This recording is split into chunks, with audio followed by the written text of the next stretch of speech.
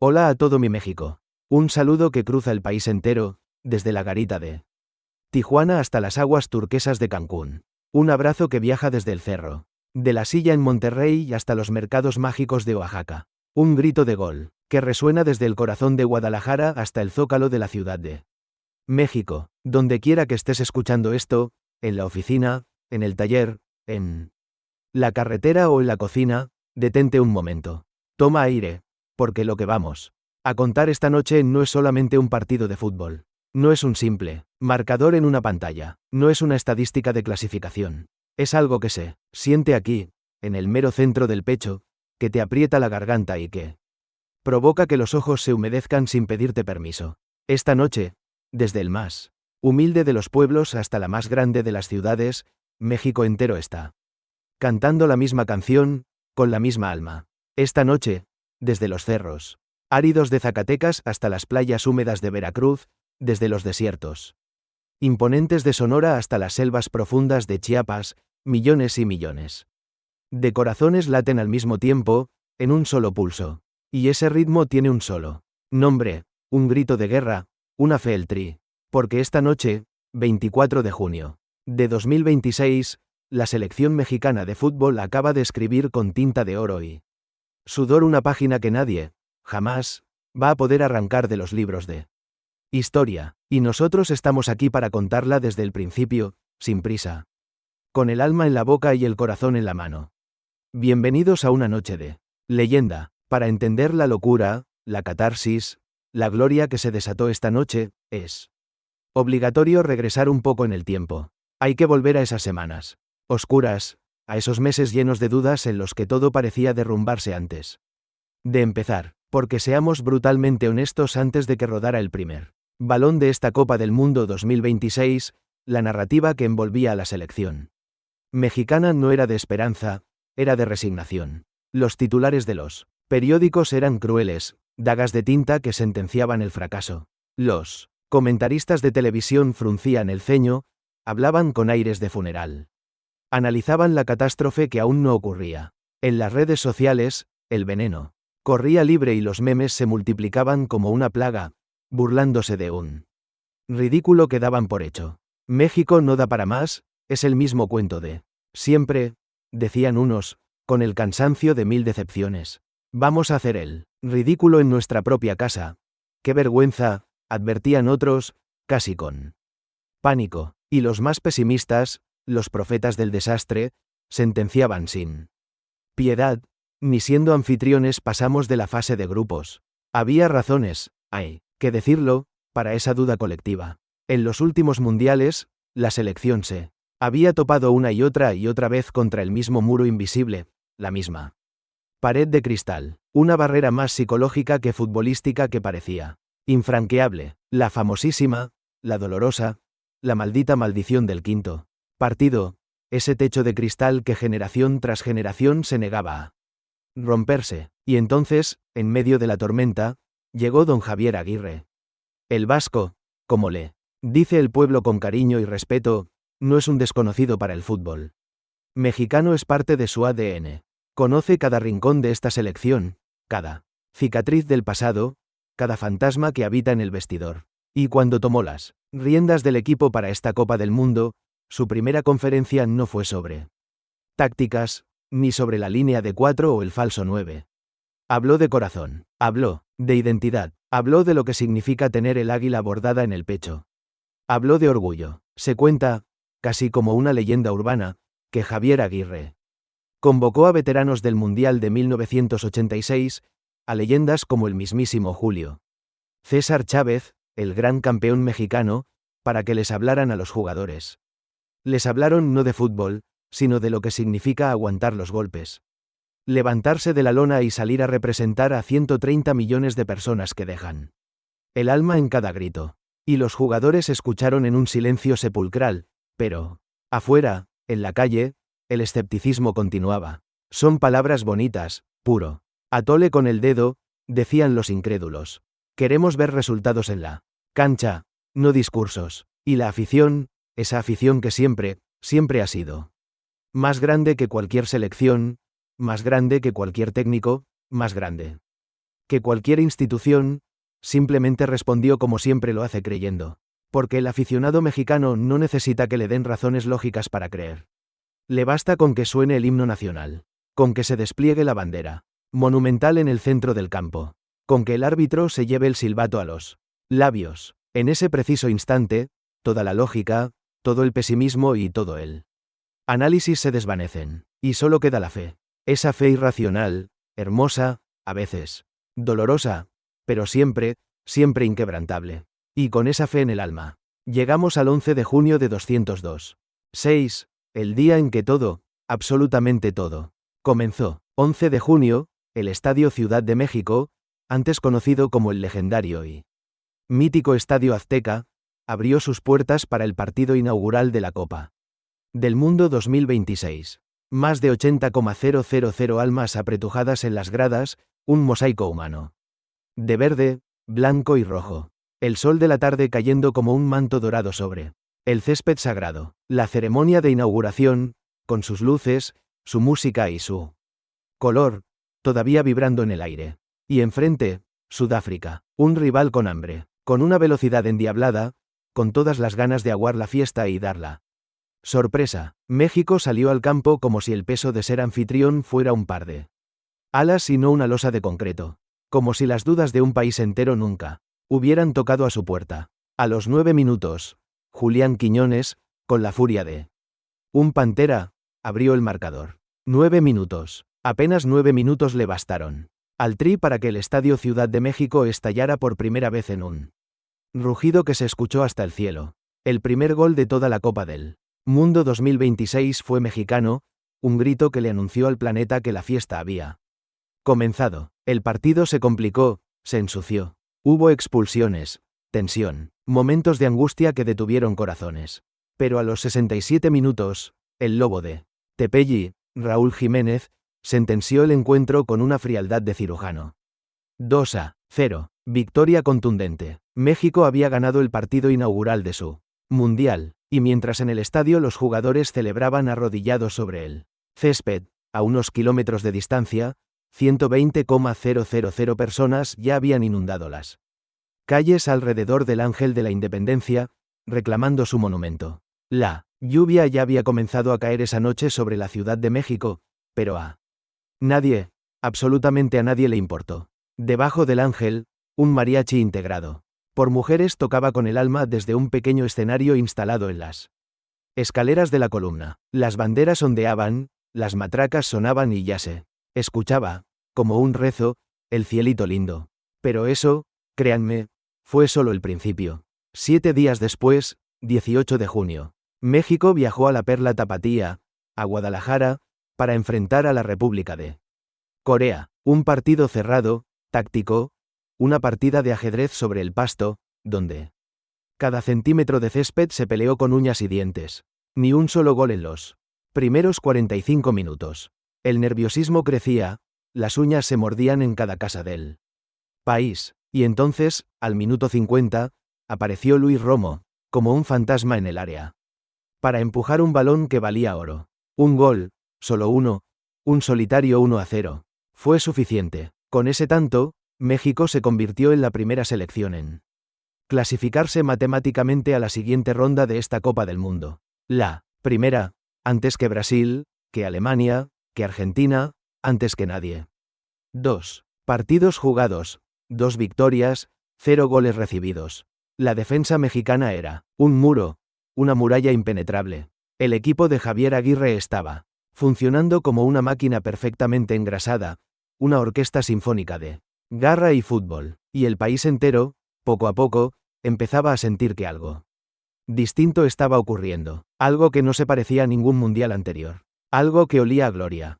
Pero todavía faltaba un capítulo, el capítulo que convertiría esta historia en una leyenda inmortal. 24 de junio de 2026, un martes que jamás, bajo ninguna circunstancia, se olvidará. El Estadio Ciudad de México volvió a ser el escenario, el coloso de Santa Úrsula vestido de gala. 80,000 personas en las gradas, millones más pegadas a las pantallas en todo el país.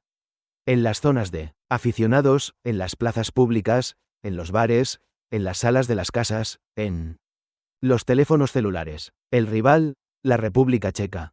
Chequia. Un equipo con tradición europea, con jugadores experimentados, rocosos. Y con la urgencia desesperada de quien necesita ganar para sobrevivir en el torneo. Porque para Chequia, esta era una final a vida o muerte. Perder significaba hacerlas maletas e irse a casa. México, por su parte, ya tenía asegurado el primer lugar.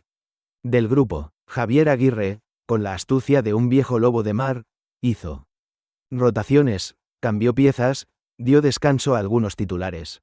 Pero el mensaje al equipo fue claro, rotundo, innegociable: en esta casa no se regala nada. Nada. El primer tiempo fue un duelo de ajedrez, tenso y estudiado. Chequia salió agresiva, buscando morder desde el inicio. A los 8 minutos, Denis Wyszynski disparó un tiro envenenado que pasó rozando el poste, un susto que congeló la sangre del estadio. Fue un aviso claro: los checos querían pelear. México tardó en encontrar su ritmo, como un motor que calienta en una mañana fría. El equipo probaba, buscaba espacios, pero sin la urgencia de quien se juega la vida. El primer tiempo terminó sin goles. En las calles de la Ciudad de México, los aficionados que ya estaban reunidos en el Paseo de la Reforma miraban las pantallas gigantes con la mandíbula apretada. Va a caer. El gol ya va a caer. Murmuraban, más como una oración que como un pronóstico. Y cayó. Minuto 55. Luis Romo recibió el balón cerca de la línea media, levantó la cabeza. Como un periscopio, vio un espacio que solo él podía ver y con un pase quirúrgico, un toque de seda, soltó a Mateo Chávez. Mateo Chávez, 22 años. 22 años nada más. Un muchacho que cargaba sobre sus hombros jóvenes el sueño de un país entero.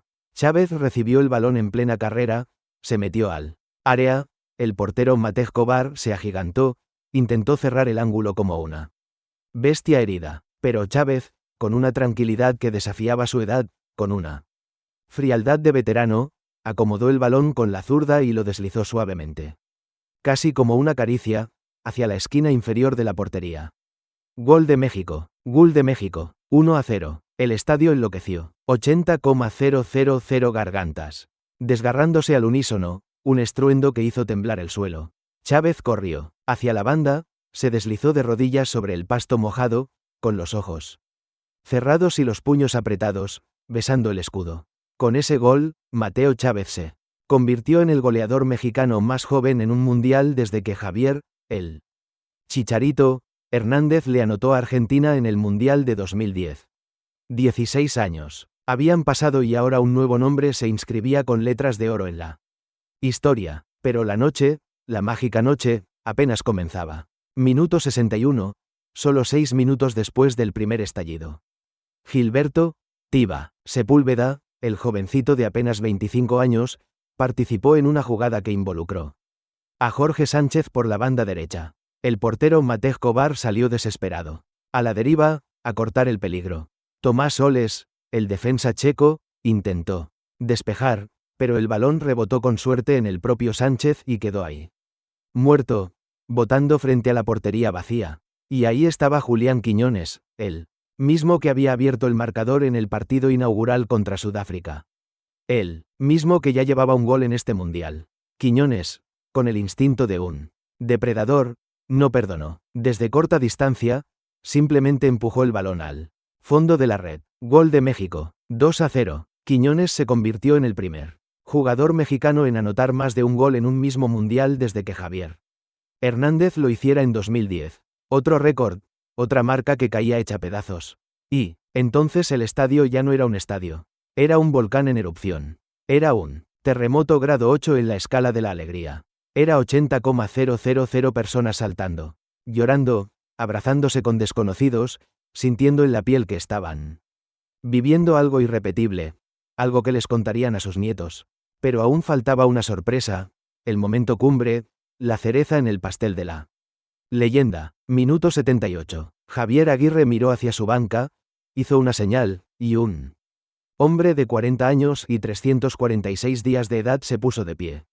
Se ajustó los guantes con la calma de quien ha visto todo, y caminó hacia el campo. Guillermo Ochoa, Memo Ochoa, como lo conoce todo México, como lo quiere todo México. El hombre que Había defendido la portería mexicana en 5 Copas del Mundo. 5. Desde Alemania 2006 hasta Qatar 2022. Y ahora, en su país, en su ciudad, en el estadio donde creció como futbolista, estaba a punto de entrar al campo en su 6ª Copa del Mundo. Cuando la pantalla del estadio mostró su nombre, las 80,000 personas se levantaron como un solo hombre, como un resorte. Una ovación que duró minutos, un estruendo de gratitud y respeto que hizo vibrar hasta la última viga del coloso. Ochoa entró al campo con los ojos brillantes, saludó al público que coreaba su nombre y se colocó bajo los 3 postes. Con esa aparición, Guillermo Ochoa se convirtió en el jugador más veterano en representar a México en una Copa del Mundo, superando el récord que hasta entonces sostenía el Kaiser Rafael Márquez. Leyenda. No existe otra palabra. Es una leyenda viviente, y como si la noche quisiera ponerle un moño perfecto a este regalo inolvidable. Llegó el minuto 904. Santiago Jiménez, el Bebote, disparó con la potencia de un cañón. Matej Kovar alcanzó a desviar con la punta de los dedos. El balón quedó suelto, a la deriva. Roberto, el Piojo, Alvarado reaccionó primero, con la picardía de un niño de barrio, controló y asistió a Álvaro Fidalgo, quien recibió completamente libre y con un zurdazo curvo, lleno de clase, envió el balón al ángulo superior de la portería. Golazo. 3-0. Silencio checo. Éxtasis mexicano. El árbitro, Yael Falcón Pérez, se llevó el silbato a los labios. Hubo un instante de silencio, medio segundo que pareció eterno. Y luego, el sonido, ese sonido celestial que lo cambia todo. Pit. Final del partido. Chequia 0, México 3. México terminó la fase de grupos del Mundial 2026 con un récord perfecto, impecable, soñado. 3 partidos jugados, 3 victorias, 6 goles anotados, 0 goles recibidos. 9 puntos de 9 posibles. Primeros, dueños y señores del grupo A. Era la primera vez en toda la historia, escúchenlo bien, en toda la historia, que la selección mexicana ganaba los 3 partidos de la fase de grupos en un mundial. La primera vez, jamás había ocurrido, ni en el 70, cuando México fue anfitrión, ni en el 86, cuando el mundo entero vio a Hugo Sánchez levantar la mano al cielo, ni en ninguna de las 17 participaciones anteriores de México en Copas del Mundo. Nunca, hasta esta noche, y además, era la primera vez desde aquel lejano 1970 que México mantenía su portería invicta durante toda la fase de grupos.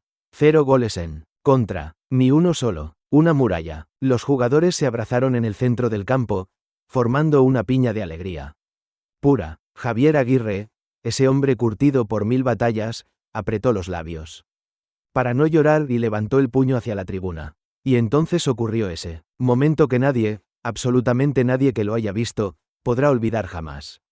Los compañeros levantaron a Guillermo Ochoa por los aires, lo arrojaron hacia el cielo una y otra vez, como se despide a los héroes, como se celebra a las leyendas. Ochoa, suspendido en el aire durante una fracción de segundo, con los brazos abiertos, con los ojos cerrados, con 40 años a cuestas y 6 mundiales en el corazón. Esa imagen, esa fotografía congelada en el tiempo, es ya uno de los retratos más hermosos y emotivos de la historia del fútbol mexicano. Pero mientras todo esto ocurría en el Estadio Ciudad de México, una historia paralela, una locura colectiva, estaba a punto de comenzar a unos kilómetros de distancia. Mientras los jugadores celebraban sobre el césped, la Ciudad de México ya estaba hirviendo, a punto de estallar. Desde horas antes del partido, miles y miles de personas habían comenzado a reunirse en el Paseo de la Reforma.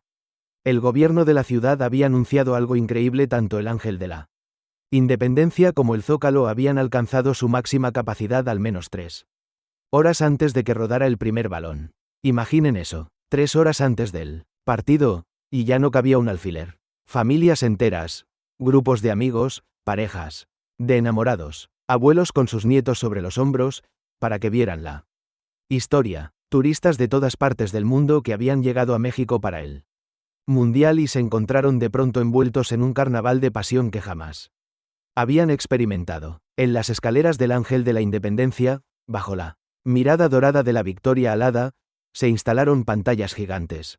Vendedores ambulantes ofrecían esquites, elotes, tacos, esos vasos fluorescentes que en México llaman azulitos. El aire olía a comida, a cerveza, a tierra mojada, a pólvora de cohetes. Y cuando cayó el primer gol de Mateo Chávez en el estadio, la onda expansiva se sintió en Reforma como un terremoto. El segundo gol de Julián Quiñones generó un rugido que pareció sacudir los cimientos de los edificios que rodean la avenida.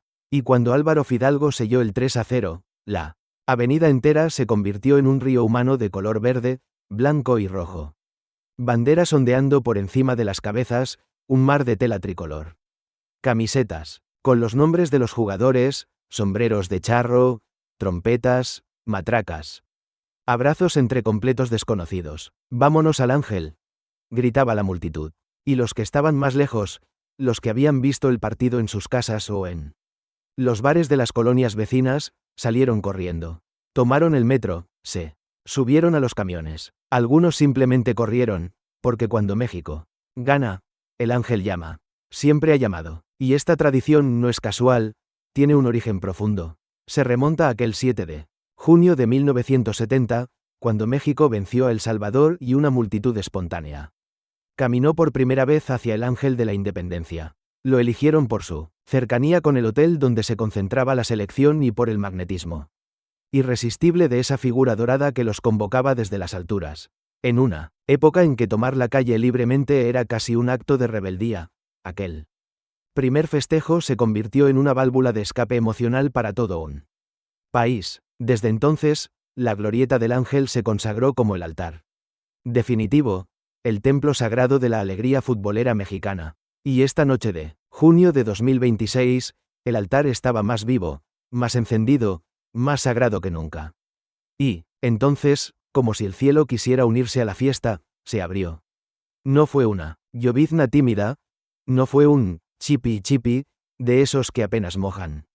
Fue un aguacero brutal, un diluvio bíblico, de esos que solo la Ciudad de México sabe producir en las tardes de verano. Un torrente de agua que caía con una furia que parecía tener intención propia, como si las nubes hubieran decidido poner a prueba la voluntad, la fe y la locura de los que estaban ahí abajo. La lluvia golpeaba el asfalto del Paseo de la Reforma con tal violencia que el agua salpicaba hacia arriba, formando una niebla baja. Los charcos se formaron en segundos, convirtiéndose en lagunas. Los arroyos improvisados corrían cuesta abajo por las calles laterales. El cielo se iluminaba con relámpagos. Y los truenos retumbaban entre los edificios de Reforma como si fueran las percusiones de una orquesta celestial que se sumaba a la fiesta. Cualquiera habría esperado que la multitud se dispersara, que la gente corriera a buscar refugio bajo las marquesinas de los edificios, bajo los techos de las tiendas, en las entradas del metro. Eso habría sido lo razonable, lo sensato, lo predecible. Pero nadie, absolutamente nadie se fue, ni una sola persona abandonó el Ángel de la Independencia. Al contrario, lo que ocurrió fue exactamente lo opuesto a toda lógica, un acto de hermosa demencia colectiva.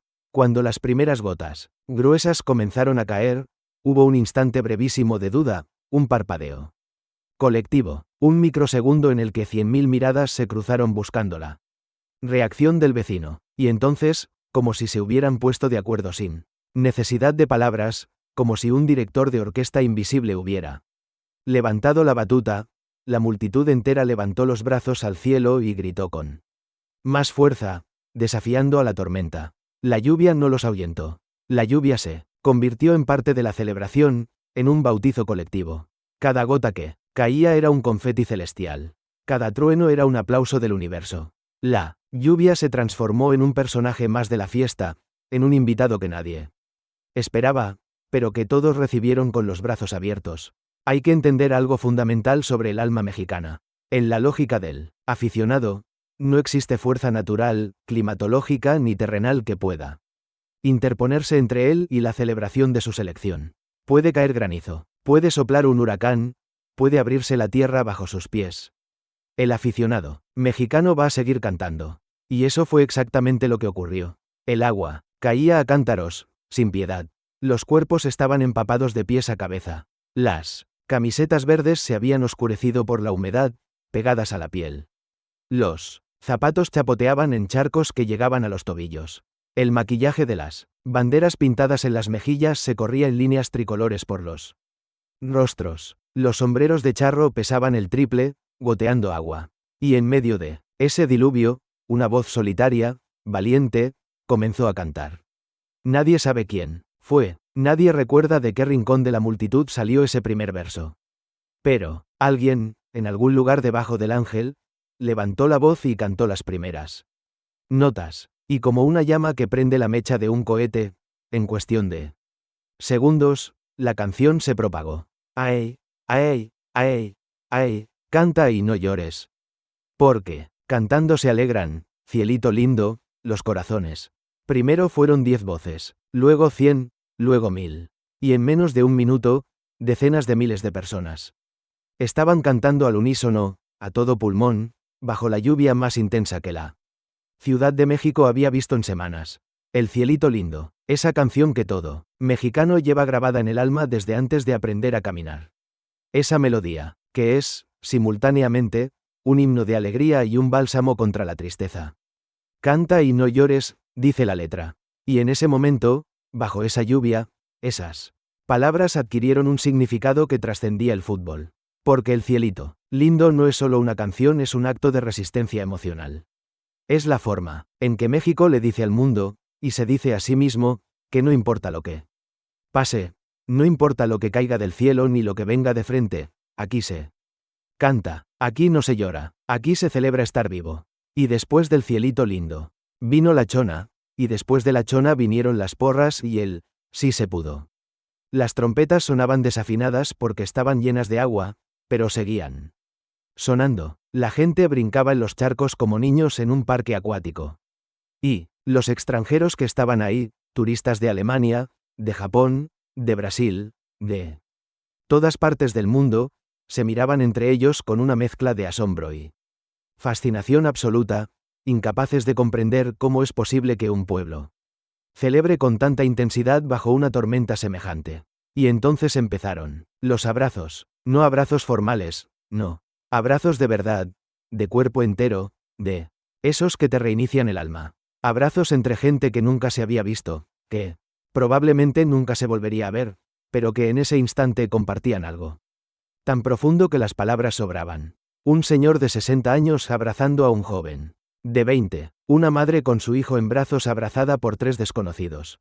2 rivales deportivos, uno con la camiseta del Club América y otro con la del Guadalajara, fundidos en un abrazo que habría sido impensable en cualquier otra circunstancia, porque bajo esa lluvia no había equipos, no había rivalidades, no había diferencias, solo había México, y los teléfonos celulares se levantaron por encima de las cabezas, brillando como miles de luciérnagas en la oscuridad lluviosa, grabando cada segundo de ese momento irrepetible.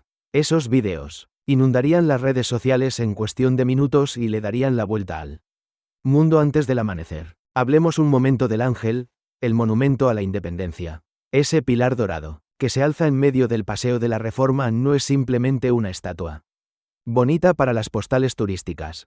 Es mucho, mucho más que eso. El ángel es el corazón simbólico de México. Es el lugar donde el país se encuentra consigo mismo en los momentos más intensos de su vida colectiva. Aquí se ha llorado, después de terremotos. Aquí se ha marchado por justicia y por derechos. Aquí se ha gritado de rabia y se ha gritado de alegría. Y cada vez que la selección mexicana consigue una victoria importante, como un imán irresistible, este monumento atrae a las multitudes desde todos los rincones de la ciudad.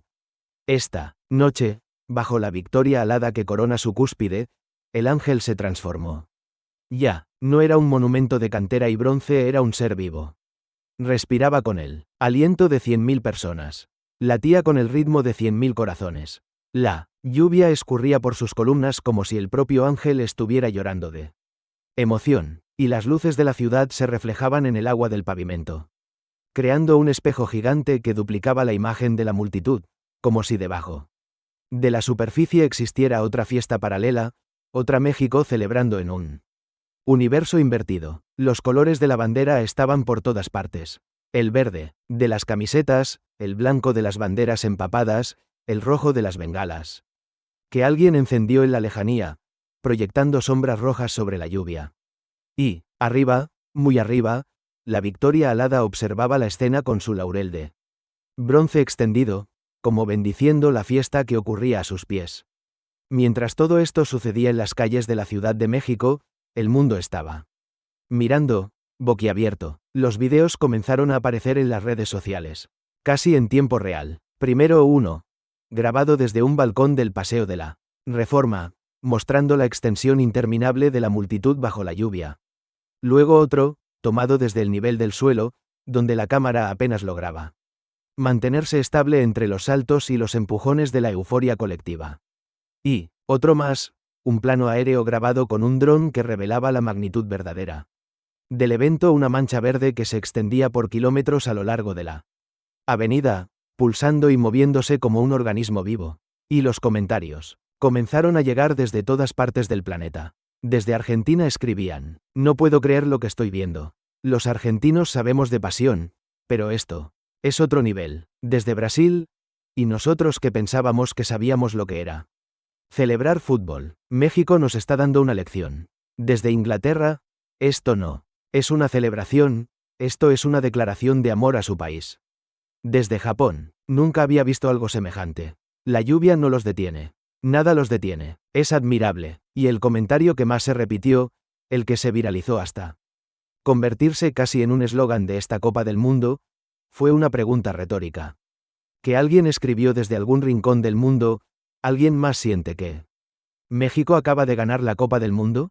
Porque acabo de revisar y apenas pasaron de la fase de grupos. Esa frase capturaba a la perfección lo que el mundo estaba presenciando: la desproporción gloriosa entre el resultado deportivo y la magnitud de la celebración.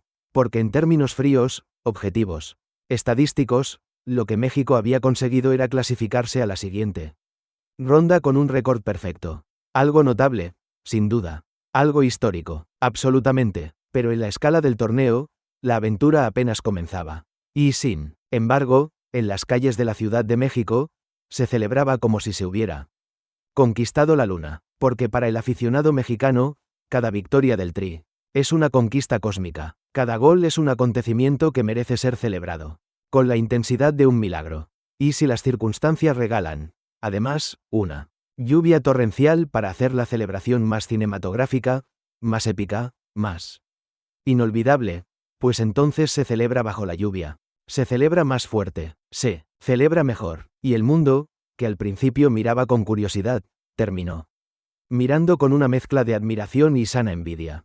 Para dimensionar lo que ocurrió esta noche en la Ciudad de México, vale la pena detenerse en las cifras. Tras el partido inaugural contra Sudáfrica, las autoridades capitalinas reportaron que alrededor de 120,000 personas se reunieron en las inmediaciones del Ángel de la Independencia. 100.000 más acudieron al festival de aficionados instalado en el Zócalo. Y en las 16 alcaldías de la ciudad, los festivales futboleros registraron una afluencia total de 200,000 personas. Pero esta noche, la del 3-0 contra Chequia, la historia se repitió, amplificada. El Ángel y el Zócalo alcanzaron su máxima capacidad al menos 3 horas antes del inicio del partido. Y no solo fue la Ciudad de México. En Monterrey, el Parque Fundidora albergó a miles de aficionados en el festival de esa sede mundialista, donde se mezclaron seguidores mexicanos, coreanos y sudafricanos bajo un sol de 35 grados. En Guadalajara, la pasión desbordó los límites y las autoridades tuvieron que intervenir para mantener el orden. En Mérida, Yucatán, cientos de personas se congregaron en la unidad deportiva, La Inalámbrica. En Morelia, Michoacán, el centro de convenciones se llenó mientras cocineras tradicionales vendían uchepos, corundas y pozole batido. México entero se convirtió en una sola fiesta, de costa a costa, de frontera a frontera. El país vibraba al mismo compás, pero más allá de los números, más allá de los goles, más allá de las banderas y las trompetas y la lluvia, hay algo mucho más profundo que palpitaba en esta celebración, algo que quizás no se puede medir ni cuantificar, pero que cualquiera que haya estado ahí, o que lo haya visto por una pantalla, pudo Sentir en los huesos. México es un país que carga sobre sus espaldas el peso de desafíos inmensos. Un país donde la vida cotidiana exige una fortaleza que a veces resulta sobrehumana. Un país donde la sonrisa y la fiesta no son frivolidad, sino una forma de supervivencia. Donde el humor no es un escape, sino un acto de resistencia. Donde la alegría no se regala, se conquista día a día. Y cuando la selección mexicana sale al campo, cuando esos 11 hombres de verde se plantan frente a cualquier rival del mundo, no están solos. Llevan consigo el peso y la esperanza de 130 millones de historias. La de la madre que se levanta antes del amanecer a trabajar. La del padre que cruza la ciudad en 3 transportes diferentes para llegar a su empleo. La del estudiante que sueña con un futuro mejor. La del migrante que envía dinero a casa y guarda en su cartera una bandera doblada. Por eso se celebra así. No por 3 goles, no por un récord perfecto. Se celebra así porque cada victoria de la selección es un recordatorio luminoso de que algo hermoso es posible. De que los sueños no están prohibidos. De que la alegría es un derecho inalienable que nadie, nunca, nos puede arrebatar. Y cuando 100.000 personas cantan el cielito lindo bajo una tormenta, no están cantando una canción de fútbol. Están cantando un himno de vida. Están diciendo, aquí estamos. Seguimos aquí, mojados, sí, cansados, quizás, pero aquí, juntos, cantando.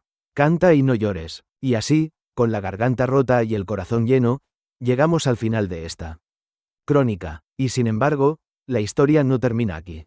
Porque México sigue vivo en la Copa del Mundo. Porque el camino continúa. Porque después de esta fase de grupos perfecta, viene la ronda de los 16avos de final. Y quién sabe, hasta dónde llegará este equipo que ha demostrado tener más corazón que cualquier pronóstico. Pero esta noche puntual del 24 de junio de 2026, quedará grabada para siempre. Quedará grabada en los videos que ya circulan por millones alrededor del mundo. Quedará grabada en las camisetas empapadas que mañana colgarán de los tendederos de miles de hogares mexicanos. Quedará grabada en las gargantas rasgadas que mañana apenas podrán pronunciar palabra. Quedará grabada en los ojos de los niños que estuvieron sobre los hombros de sus padres y que algún día, dentro de 30 o 40 años, le contarán a sus propios hijos lo que vivieron esa noche mágica bajo la lluvia. Esta noche, México no se coronó campeón del mundo, pero el mundo entero fue testigo del corazón de México, y ese corazón estaba latiendo bajo la lluvia, en el ángel de la independencia, con el cielito lindo en los labios, con los brazos abiertos, con la camiseta verde pegada al cuerpo, con los ojos cerrados y la cara levantada hacia el cielo, dejando que el agua cayera como una bendición. Porque, para México, esta noche, la lluvia no fue un obstáculo. La lluvia fue la celebración misma. Buenas noches, México. Buenas noches, mundo. Y que siga la fiesta. Porque aquí, en esta tierra bendita, la fiesta no se detiene. Nunca se ha detenido. Y esta noche, nos lo recordaron a todos.